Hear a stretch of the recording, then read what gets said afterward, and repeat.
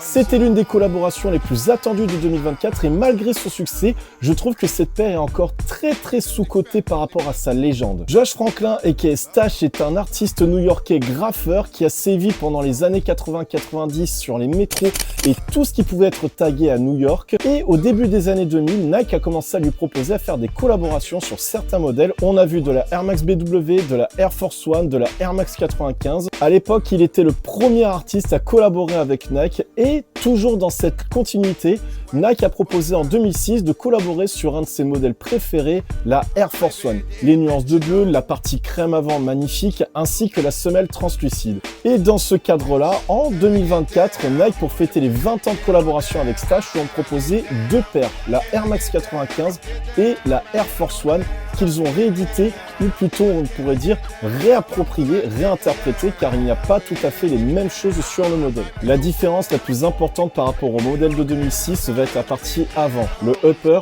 qui au lieu d'être en bleu uni a une petite vaguelette sur l'avant en deux matières complètement différentes. Celle-ci est la même matière qu'on retrouve ici au niveau de l'avant du swoosh. La semelle translucide est maintenant complètement unie comme une Air Force One classique. Par contre, le détail rajouté, le principal va être ceci, la semelle intérieure, superbe, avec pas mal de spray, donc qui est la marque de signature de Stash en référence à ses origines graffeurs. Pour agrémenter le tout, Nike a ressorti une OG Box de l'époque, mais avec un petit détail, la ligne bleue qui est en référence au bleu qu'utilise Stash dans la plupart de ses œuvres, avec également le logo de Stash ici en plus de tous les logos de Nike. À l'intérieur, on y découvre une œuvre de Stash du coup qu'il a graffé pour le mettre sur toutes les paires.